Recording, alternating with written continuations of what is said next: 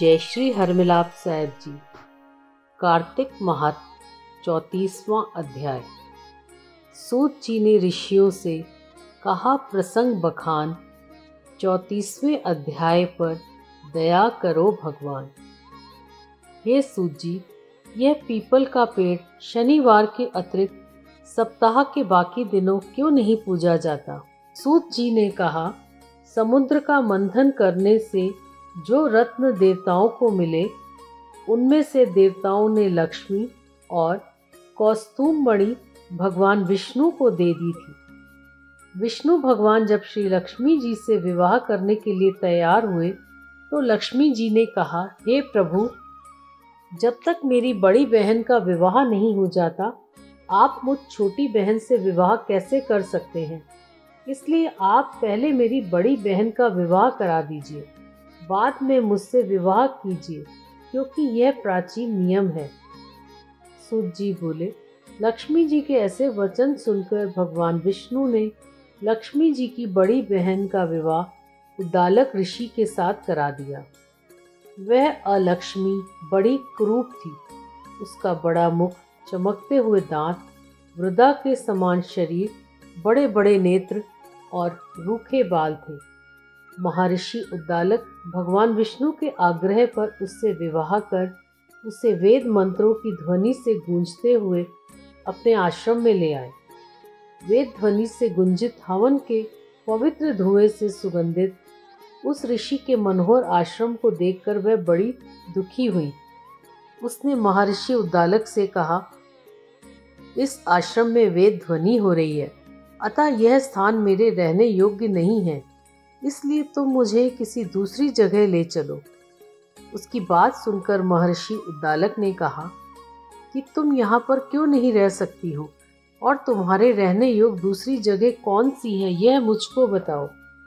अलक्ष्मी ने कहा, जहाँ पर वेद की ध्वनि होती हो, अतिथियों का सत्कार होता हो, यज्ञ आदि होते हो, उस स्थान पर मैं नहीं रह सकती। जहाँ पर पति पत्नी आपस में प्यारे हों, पितरों के निमित्त यज्ञ होते हों, देवताओं का पूजन होता हो, वहाँ पर मैं नहीं रह सकती।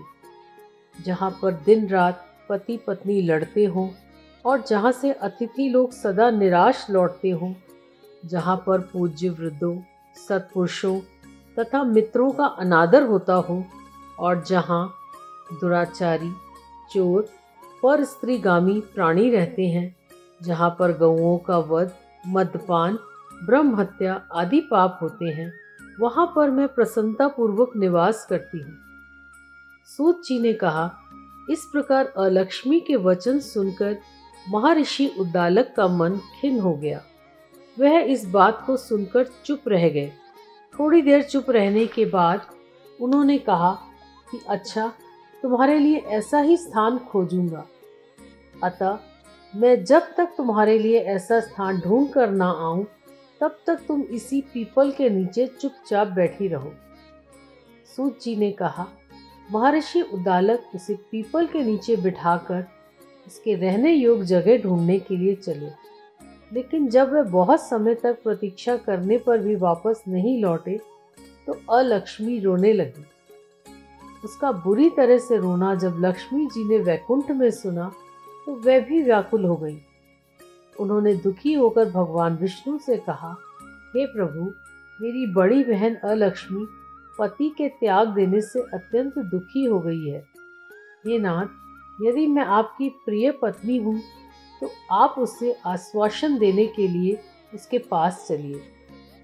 पत्नी की प्रार्थना सुनकर कृपा सिंधु भगवान लक्ष्मी जी को साथ लेकर उस पीपल के पास गए, जहाँ पर अलक्ष्मी बैठी रो रही थी। उनको आश्वासन देते हुए भगवान विष्णु ने कहा, हे अलक्ष्मी, इस पीपल की जड़ में तुम सदा के लिए निवास करो, क्योंकि मेरे ही अंश से इसकी उत्पत्ति हुई है और इसमें मेरा निवास रहता है।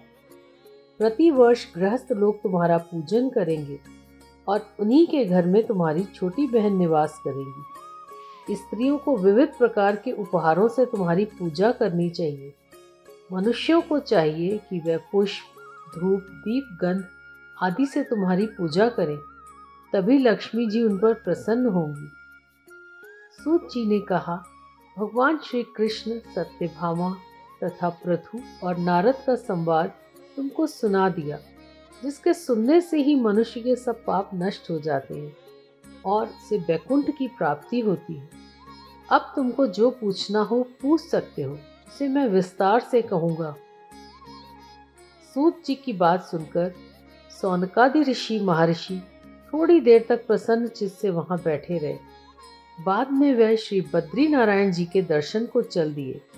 जो प्राणी इस कथा को सुनता है और दूसरों को सुनाता है, वह संसार के संपूर्ण सुखों को प्राप्त करता है। जय श्री हरमिलाप साहिब जी।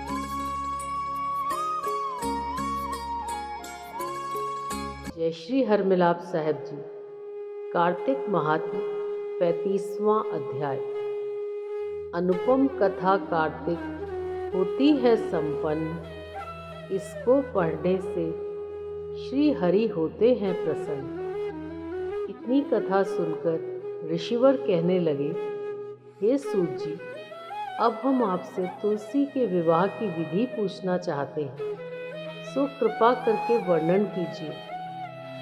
ऋषिवरों का यह वाक्य सुनकर आनंद में मग्न हुए श्री सूत जी कहने लगे कि हे मुनीश्वरों, अब मैं आपके सामने तुलसी जी के विवाह की विधि का वर्णन करता हूँ, इसलिए आप सावधान होकर सुनने का कष्ट करें। जब सूर्य उत्तरायण हो, गुरु शुक्र का उदय हो, विवाह के नक्षत्र हो और विशेषकर पूर्णिमा हो अथवा कार्तिक का महीना व भीष्म पंचक हो, तब तुलसी वन में व अपने घर में सुंदर मंडप और उत्तम हवन कुंड के सहित मनोहर वेदी की रचना करता हुआ ऋत्विज ब्राह्मणों को जो विद्वान और राग द्वेष आदि से रहित हो, उन्हें निमंत्रित करें और गृह यज्ञ आरंभ करता हुआ मातृकाओं की पूजा करें। हे मुनीश्वर, ऋतिजों के उपस्थित हो जाने पर पहले नंदी मुख श्राद्ध करें, तत्पश्चात भगवान के शालिग्राम बनाकर उनका विधि विधान से पूजन सामग्री से पूजा करके बांदी की तुलसी को उनको समर्पण करें। इस प्रकार विवाह विधि से तुलसी जी का पाणी ग्रहण करने के बाद विधि पूर्वक होम करें। इसके बाद सपत्नीक यजमान, भाई बंधु और सेवकों के साथ चारों ऋत्विजों के सहित विष्णु भगवान की प्रेम प्रदक्षिणा करता हुआ शांति पाठ और मंगल गान के साथ बाजे आदि भी बजवाने चाहिए। हे मुनीश्वरों, ऐसा हो जाने के बाद यजमान को गौदान और शय्यादान करना चाहिए। ऋतिजों को दक्षिणा देकर विप्र भोज और जाति भोज कराना चाहिए। यह सुनकर सूत जी कहने लगे, हे मुनीश्वरों, इस प्रकार जो मनुष्य श्रद्धा भक्ति युक्त होकर सत्य, शांति और संतोष को धारण करता है, विष्णु भगवान को तुलसी दल समर्पण करता है, वह समस्त पापों से रहित होकर संसार के सुखों को प्राप्त करता हुआ अंत में विष्णु लोक को प्राप्त होता है। इसमें कुछ भी संशय नहीं है। हे मुनीश्वरों, जिस प्रकार से तुलसी जी के विवाह की विधि बताई गई है, उसी प्रकार आंवला, शमी और पीपल के विवाह की विधि समझनी चाहिए। इति श्री कार्तिक मास महात्म्य 35वां अध्याय समाप्त। जय श्री हरमिलाप साहिब जी।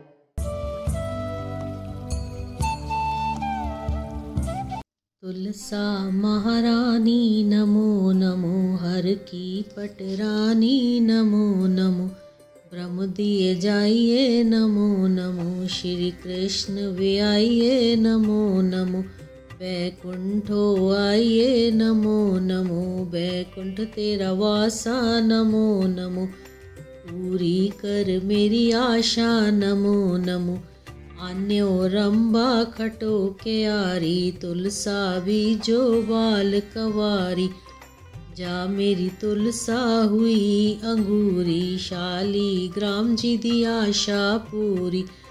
जा मेरी तुलसा छड़ियां लंगरां, शालीग्राम जी नू पै गईयां खबरां। जा मेरी तुलसा हुई चपत्री, सेवा करते ब्राह्मण खत्री। जहाँ मेरी तुलसा हुई जवान, शालीग्राम जी पहुँचे आन।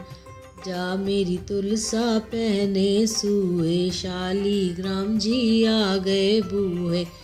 जा मेरी तुलसा लैया लावां, कोल बैठी मैं हरि यश गावां।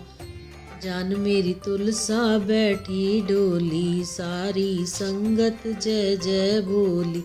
जा मेरी तुलसा चढ़ी चौबारे, मात यशोदा पानी वारे। तुलसा महारानी नमो नमो, हर की पटरानी नमो नमो। ब्रह्म दी जाइए नमो नमो, श्री कृष्ण व्याइए नमो नमो।